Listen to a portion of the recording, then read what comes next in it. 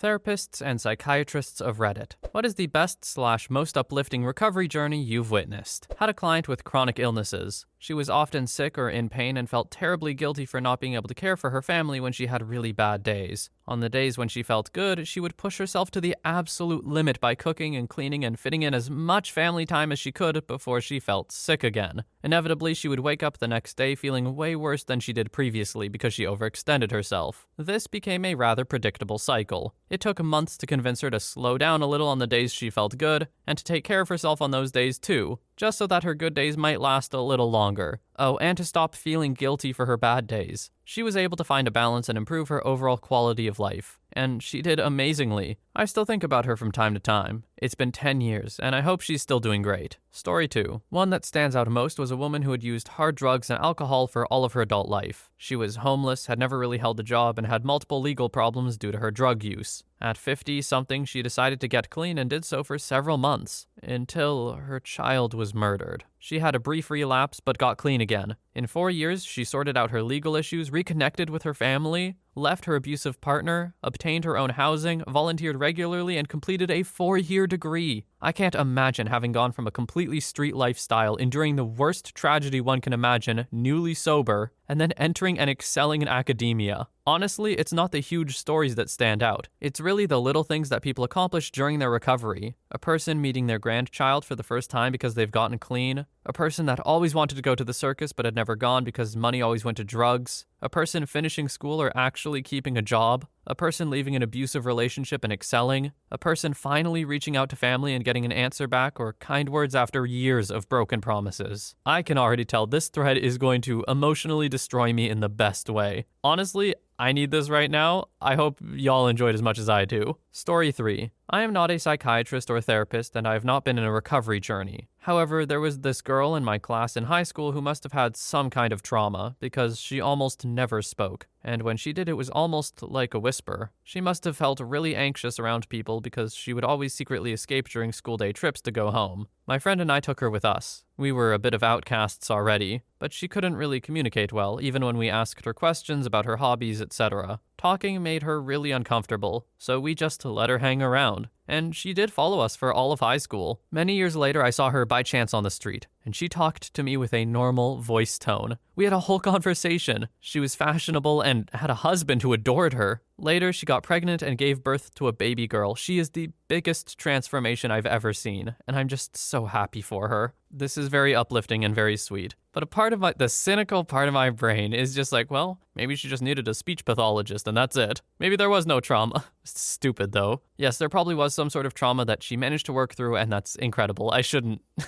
say stuff like that. Story 4. Almost unalived myself in college. Taking 23 credits, working 2 jobs, way over exercising, but most profoundly depressed. I'd been struggling with eating disorders, self-harm in the form of those eating disorders, forcing myself to throw up because I did something bad even if I hadn't eaten all day. I really spiraled after all the harassment I experienced came to light, and the professor who did it was fired. I felt so guilty. I'd been assaulted before, so I felt like it wasn't a big deal, but other people who knew about it reported it and he was fired since my testimony proved a pattern. I was laying in bed trying not to unalive myself. I told my friend I just wanted to die, and half joked about the NyQuil in my desk drawer. He came to my room and got me, took me to the clinic and checked me in. I was sent to a hospital and put into the psychiatric clinic. I remember I desperately didn't want to tell my parents. I was so ashamed. I called my dad and he laughed. Not at me, but he said, "We're on the same schedule." He was checked into a psychiatric ward almost to the day his same year in college. My mom just cried. I started on antidepressants and started going to therapy to deal with my trauma, from my childhood abuse that I really only half remembered, as well as my years-long eating disorder, the bullying I experienced in middle and high school, and just my profound emptiness. I can't even express to you what it felt like to wake up one morning and not want to die, to just be thankful to be alive, to want to do things. It was like hot chocolate or jumping into a pool or the first bite of key lime pie. I was walking down to the cafeteria to make a peanut butter jelly, where literally 2 weeks earlier I had cried for 2 hours because they were out of peanut butter when I had went. I actually couldn't remember the last time I didn't want to die, at least in some way. My grades never suffered, but they got better, and I was able to handle the stress. I stood up for myself in my next relationships, I became more confident, and I eventually met my husband. We've been married for almost 6 months now. I'm off antidepressants now and have been for a while. And while I still face setbacks and sadness, I can confidently say I don't want to die, which is something high school and college me never would have imagined. I know the thread addressed therapists and psychiatrists, but there's something really special about hearing personal testimonies, isn't there? Something about it just feels so real. Maybe it's because I'm the one reading it aloud and I have to kind of embody the person, but I'm really, really affected by these kind of first-person stories. And by affected, I really just mean I'm incredibly proud and happy for OP.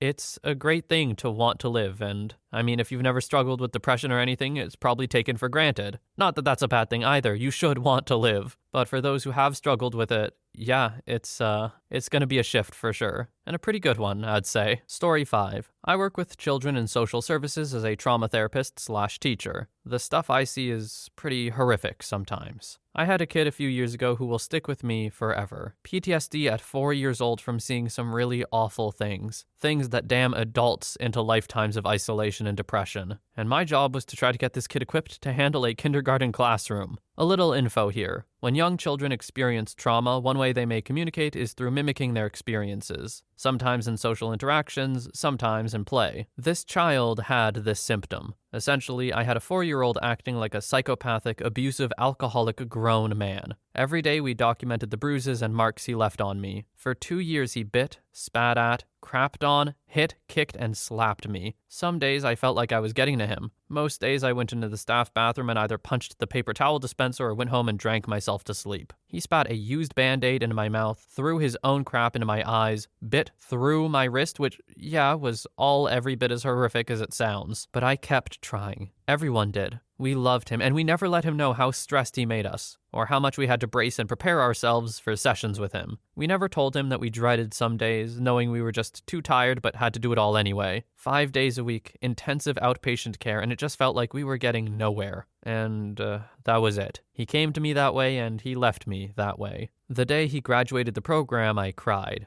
I got heavily drunk and prayed his kindergarten teacher would show him half the love and grace I'd been able to. Only a few months into kindergarten, that teacher reached out to me. We had an ROI from his IEP process, but I never thought I would hear anything after school started. I usually don't. She said he was doing amazing. The medication we hadn't seen work had started to balance things. The skills we taught over and over and over, he was using them. He had friends where everyone had been scared of him before. He played with the other children. He colored. He walked into school happy to be there and left happy to go home. She was describing to me a child I had never met, but had helped create. Working with the littles is discouraging, because I often don't see the fruits of my labor. If I'm lucky, I can help identify ongoing traumas and put a stop to them so the next specialist can treat it. If I'm even luckier, the child may be able to function in kindergarten better because of something I said or did correctly. But usually, I don't know. If I'm unlucky, the grooming is so deep and so hurtful that the children give me very little to go off of. And I send them to school with little more than a lying parent and a wrist-thick binder of documentation that led nowhere. And my buddies on speed dial with CPS do their best, they do. But there's only so much we can do when a family really wants to hide something. I have to remind myself often that my job is really just to plant a seed of healing, and that I'm doing it for the functioning adult that they will get to be someday. The adult I'll never meet. So that their middle school teachers never realize what a broken child they had to be at this time, and their future spouses and children benefit from the love they've learned and skills they've had mentored into them. But dang, if it isn't hard some days. Most days, all of them. I'm glad I do this, that all of us do. Social services is savage and unforgiving. We need more good people in it. I hope the kids I'm helping benefit and turn into the recovery journeys everyone here is describing, but unfortunately, I rarely ever know. OP is such... I don't even know how to describe it. They are a stronger person than I will ever be and the kind of person I want to be. The patience of an absolute saint. I kind of hope that one day I do something that has this kind of effect on someone where I can help them in their life in a huge way, like OP seems to do every day. But yeah, I can imagine that it's incredibly hard. So thank you, OP. Story 6. Speaking as a patient. With my therapist's help, I was able to let go of almost all of my anger towards my parents. I remember him asking point blank what it would take to make me happy. I thought about it, and when I told him what I needed, he straight up said that will never, ever happen. He didn't say what I was asking for was wrong or unfair or even too much. He thought it was a well-reasoned ask, but it will never happen. Having someone express that up front and be almost confrontational to my beliefs, it was what I needed. In that one moment, I had to let go, or else it would consume me. I can't express how much my life turned around after that session. I remember talking about it with them, and they were genuinely surprised that that particular session was so effective. And right here is what highlights why therapy is very difficult. The therapist had no idea it would work that well. They had no idea that was what OP needed. Because every person is different, and what's going to work for them, psychologically, is going to be different than every other person on Earth. There are people who, if confronted on their beliefs like that, would shut down. It would make it worse. And then there's OP,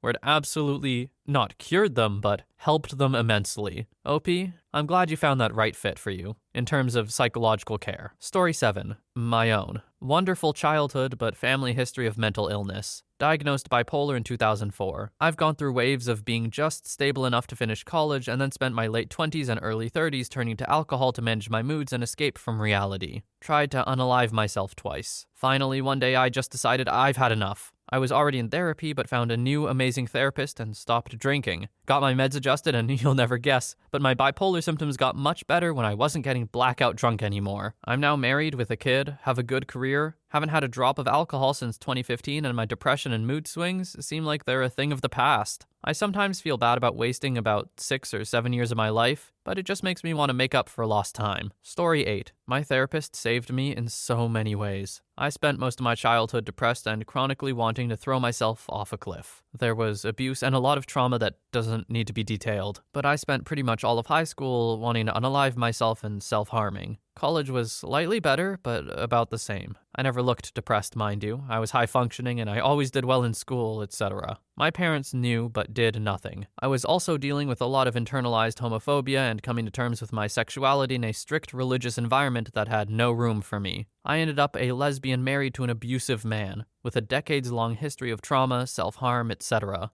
I started therapy 4 years ago now. Something my therapist instilled in me from the beginning was this. Once you can tell the truth about your life, then you can start to create a better story. She taught me to identify the terrible things I'd endured at the hands of the people who should have protected me. She taught me to bring those truths into the light, to see them fully, and grieve the childhood I didn't have and the way that followed me into adulthood. She helped me identify the ways I was perpetuating toxic cycles as a result of trauma, in my relationships with other people and also in my relationship with myself. She reminded me over and over again that it was not my responsibility to create safety for myself as a child, but it is my responsibility now to protect the child inside myself. It is my responsibility now to do better than people did to me. She taught me that I could trust myself to know what I need and what I want and what I deserve. She showed me what my life had been, held my hand and pulled me through all the paralyzing, desperate things I did to cope, and then asked me what I wanted instead and what I could do to build that. She gave me permission to imagine better and then build better. So I came out, I named what happened to me and stopped trying to keep all the abuse a secret. I left my abusive ex, I quit the job that was destroying me, I stopped drinking, I started taking medication,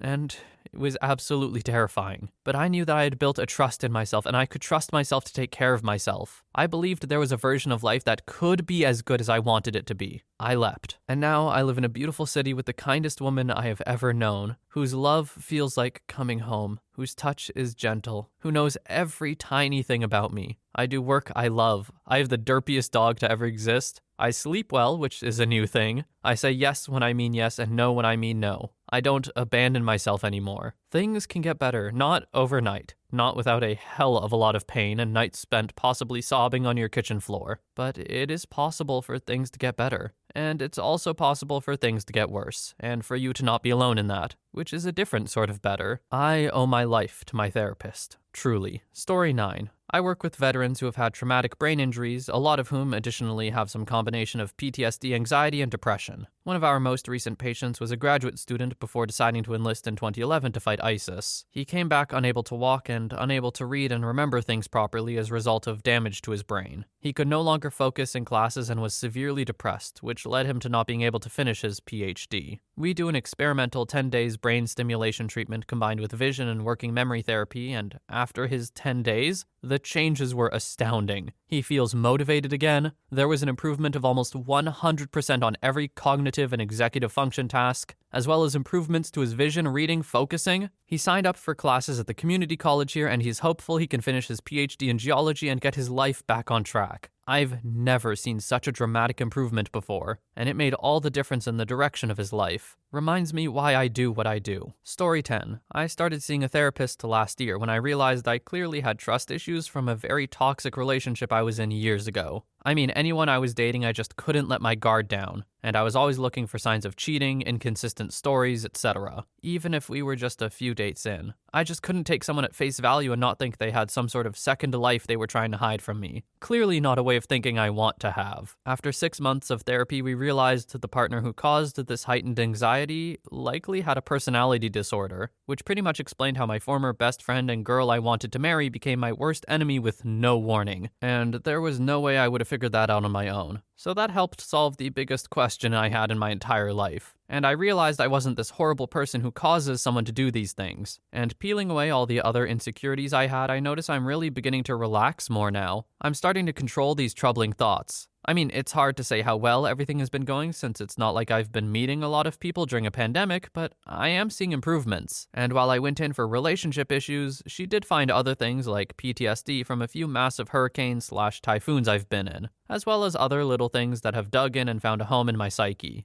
Just like any other self-improvement, you probably won't get your results today or tomorrow, but if you treat it as a journey, you'll likely find what you might need. Story 11. I've regularly had clients tell me some version of, "Remember that thing you told me about breaking up with them / applying for that job / telling them such and such? Well, I took your advice and it really worked and it made such a difference." In my head, I'm thinking, that's not what I said at all. Or, oh, that was just an offhand remark that had nothing to do with what I thought I was trying to do. But good job. It has made me realize that change is kind of inevitable, though not necessarily for the better. And that when people are ready, there's little that will stop them from moving toward that change. They'll take what I say, or a song lyric, or a convo with the Lyft driver, or whatever is around them, and turn that into the thing they need. So maybe I'm just more like the catalyst in the sense that I can help start the reaction, but I'm not there in the end result. This is also super true. When people are really motivated to get better when they do feel ready, they will take whatever inspiration comes to them, and it might not be their therapist. And as OP said, it could absolutely be a song lyric or a conversation with the Lyft driver or whatever.